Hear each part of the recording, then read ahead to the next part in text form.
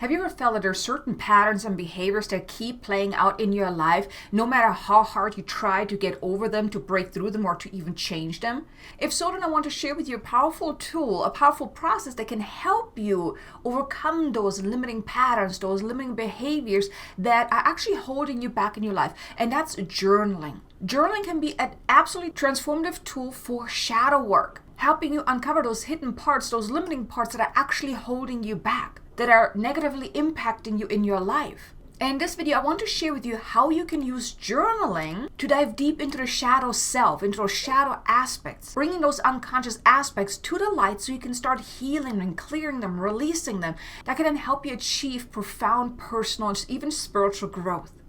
Now, journaling on its own is already a powerful tool because it helps you reflect, it helps you uncover, it helps you actually also dive deeper than if you're just thinking about certain things, because it helps you really open up at a deeper level. So it helps you reflect, it helps you uncover.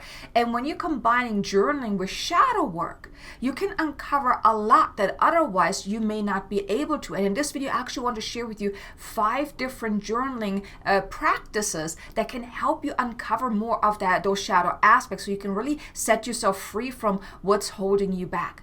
And the way you use journaling for shadow work is actually very simple. Now, you do want to start out with really creating that space, creating that time where you can really tune in to do this beautiful work. This is not something you want to do really quickly or anything like that, or in a rush. You really want to take the time to really tune in, to open yourself up to this journaling practice. And then you also want to really set the stage as well, really set the space. Maybe light a candle, maybe play some soft music, whether it's meditation music or anything, just to really get you in the mood, into this deeply connected state of being.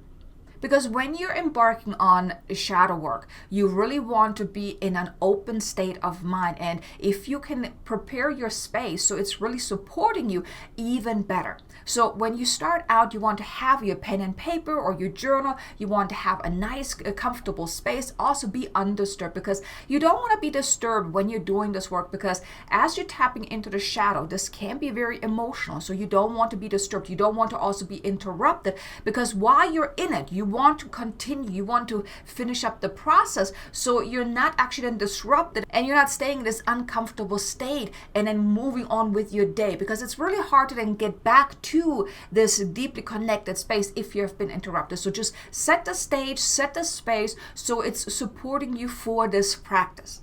And then you can use any of the 5 journaling techniques I'm about to share with you to really dive deep, to uncover what's really holding you back, what's at the root of things, what are you feeling, what are you experiencing. Now, ideally, you want to start out with like an area that you would like to see some improvements in, where you may even feel kind of stuck or quite challenged or things like that. You want to have somewhat of a starting point. And then the first technique you can try out is prompt-based journaling. And what that means is you can have certain prompts. Basically, you're writing down a question and then you are answering that question, or you're journaling about that question. So that's a prompt-based journaling. So here I'm going to give you a couple examples of what you can journal about. For example, what aspects of myself do I avoid? What areas of my life am I not happy with? How do certain things make me feel? What do I not like about myself? How is a certain situation or person or circumstance making me feel? Asking those kind of questions. So you want to do this one at a time, or whatever other question that you have that you want to really journal about, that you maybe want to tune in a little bit more about, get some guidance. So you're basically starting out, you're writing the question down and you're really tuning into that question. And you want to do this with an open heart, with an open mind, and really first connecting also with your heart center. And you want to be open to doing this work and also not judging yourself either, because this is beautiful work. And then you want to really tune into that question and just write anything down that comes to mind. Let whatever wants to come to the surface, let it come to the surface. And as you're writing, really allow yourself to release the pain, release the discomfort, release whatever you're feeling, especially as you're journaling about certain feelings, how certain things make you feel. Also then going deeper, well, where is this coming from? What am I meant to learn from this? What is the message, the lesson, and the gift here? You asking those kind of questions and then journaling about this. Because when it comes to shadow work, you never want to push those feelings aside, because the thing is, those feelings are there, whether you want to or not, whether you're aware of them or not. But when you're using journaling and you're really tuning into that, you want to allow yourself to feel the feeling. But here, not from the victim point of view and why is this happening to me? I'm a good person or any of that. None of that. Because then you're connecting to the feeling from the wrong point of view. This is not serving you. So you want to do this from an open heart, with an open mind, and not judging yourself. You want to uncover what is really at the root of things without judging yourself. So as you're tuning into the feeling, allowing yourself to feel it with the intention that as you're writing about it, you're releasing it. So think of it like that. The emotions are coming out of your arm, into your hand, into your pen, onto paper. So it's like you're releasing the negative charge as you're writing about it. That's why judging yourself that does not have a place in this beautiful journaling work, this beautiful shadow work, because you really want to release it. And using this prompt-based technique of journaling about, certain questions you have and really diving into it can assist you in, for one, uncovering a lot of stuff that previously you weren't aware of, and also help you release it and let it go. But you want to really tune into the feeling of it as you're writing about it, and then with the intention of releasing it. Because as you're really diving into the feeling of it, not the story, because the story never matters, okay? It's about really tuning into the feeling. How does it make you feel? After a little while, as you're writing about it, you're then realizing that there's a gift there, right? The gift will reveal itself. So you want to basically write about what you're experiencing until you're coming to the point like, okay, I feel like I've released it now. And now the gift reveals itself. Even asking, well, what is the message, the lesson, the gift here? So you can do that. So prompt-based journaling is one technique that you can try to really help you uncover these shadow aspects and start healing them and releasing them. Then the second technique is stream of consciousness writing. So basically, you're just free writing whatever is on your mind. Now, this is something you can also do on a daily basis, where you're just really writing down, what was going on throughout the day. And then here also, not so much focusing on the story of what happened, why it happened, and all these different things, and you're really diving deep into the story, but more so really unpacking the story by going deeper within and just connecting with the feeling about it. But using the stream of consciousness writing, really just writing whatever comes to mind, is also a great way to uncover a lot of those things. Yes, in the beginning you may be writing about how bad your day has been and how challenged things were and how triggered you felt or whatnot. Perfectly fine if you're starting out that way. But then you really want to dive more into the emotional charge behind what has happened. Like I said, the story never matters. It's really just the packaging that makes it look a certain way. And you want to really unwrap the packaging by really diving deeper into what's at the core of things. Writing about that, journaling about that, also with the intention of, as you're journaling about, releasing it and letting it go. And allowing yourself to really uncover the gift, the message, and the lesson within whatever you experience is very beneficial for you to then really let it go. Then the third technique is dialogue writing, where you're actually having a conversation with your higher self. Like, think of it like that. You're sitting across from your higher self and you're asking your higher self certain questions, right? What am I meant to learn from this? Is there a reason behind why I have experienced this? How can I look at this from a higher perspective, for example, right? And you're asking your higher self for certain questions, and then you're journaling about the response that you're getting. But here you really want to open yourself up. Now, this may be a little bit more advanced if you haven't really connected with your higher self that much yet. But here you want to really start out with really tuning in, setting that intention. You want to connect with your higher self. You can call forth your higher self. And you can do so by saying something as simple as, I now call forth my higher self. Please step forward and connect with me now. And then you're really having a dialogue with your higher self, and you're journaling whatever is coming to the surface, whatever is being shared with you, but you're having that dialogue with your higher self.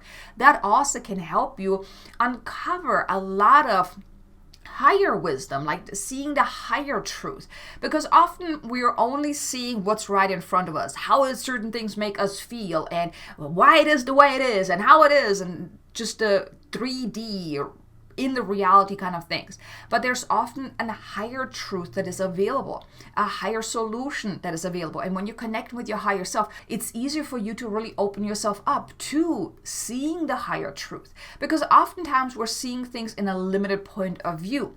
But there are infinite ways of how to go about things. There are infinite solutions available. So when you're connecting with your higher self, you can open yourself up to that higher solution, that higher truth. And then you can act from that higher place as well. Then the fourth technique is simply reflecting on past experiences. Really just tuning into any experience that you've had that still holds somewhat of a negative charge around it or to it, right? And then really journaling about that. How are these things still make you feel? How are these experiences make you feel? What are you feeling about it? What are you thinking about it? What are these experiences still trigger within you? Just really get to the bottom of things, uncover what's really there. Because we all have certain experiences. We have the good experience and we also have a lot of bad experience, even traumatic experiences.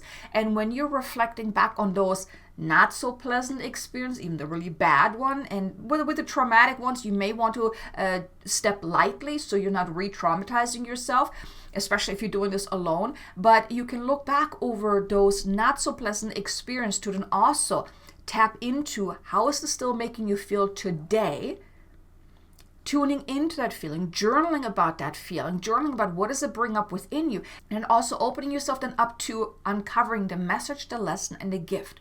Because everything that we're experiencing in life, the good, the bad, the ugly, is happening for a reason. It's helping us to learn things. It helps us to grow. It has a message, a lesson, and a gift within it. Each shadow has a gift. We have duality here, right?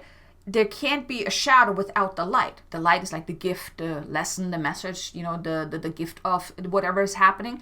So there can't be just a shadow, just the bad. There has to be something good within it. And when you're connecting to that, you can uncover that. And by you reflecting back over those not so pleasant experiences, those past experiences, you can uncover that. And then when you uncover that, then you can actually let go of the experience, the negative charge around those past experiences. So this is another technique that can help you really uncover a lot of what's still there, what is still bothering you, what is holding you back.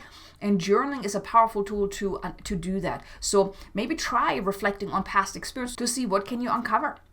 And then the final technique, the fifth one, is just brain dump. Brain dump anything that comes to mind, anything that is on your mind, just write it all down. Here you can also kind of tune into certain experiences, certain, whether it's, past experiences or, what you're experiencing right now, and just write down anything that comes to mind. That can also give you a lot of insights into how are you feeling about certain things. What is on your mind about those things. So this is a powerful practice to at least get started with. If you're not quite sure, well, what kind of question can I ask or anything like that, or how can I really go about this, using this brain dump journaling technique is really great to just get started. And then once you have somewhat of an idea, well, what is all going on within me, within my mind, within my being, within my heart, then you can then dive deeper. Okay, now I have all these things. Okay, now let's journal about each one of those to go a little deeper, right?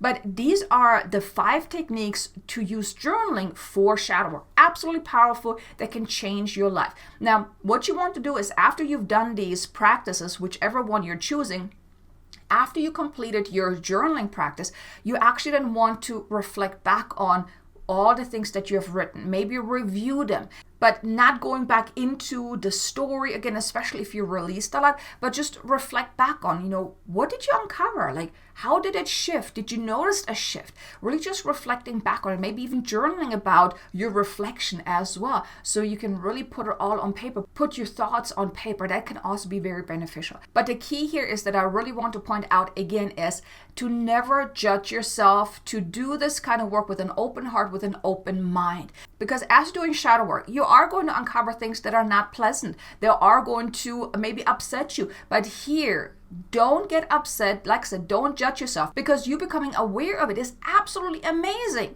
because that means that you can release it and let it go. Now, on the flip side is if you wouldn't become aware of it because maybe you don't want to dive deep, you're afraid of what you uncover, or you may feel bad about the things that you're uncovering. That doesn't make the stuff go away. It's still there. It's just buried deep beneath, but it's still affecting you negatively because it's still within your field. It's still within your being. It's still within your consciousness, within your awareness, whether you're aware of it or not, whether you want to acknowledge it or not, but it is there. So doing this work of shadow work, being proactive about it, being open to uncovering these things without judging yourself is going to help you transform your life, helping you release the things that are already within you. They're there.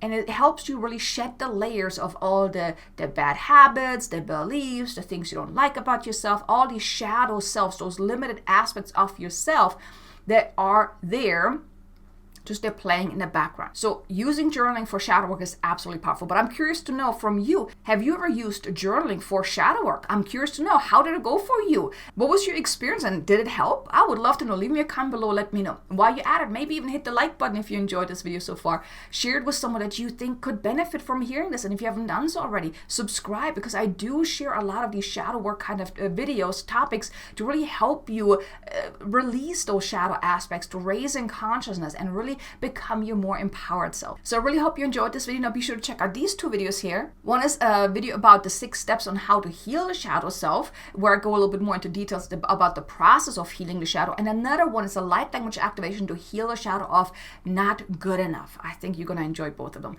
So thank you so much for watching. I look forward to seeing you again in the next video. Until then, make an amazingly abundant and joyful day. Namaste.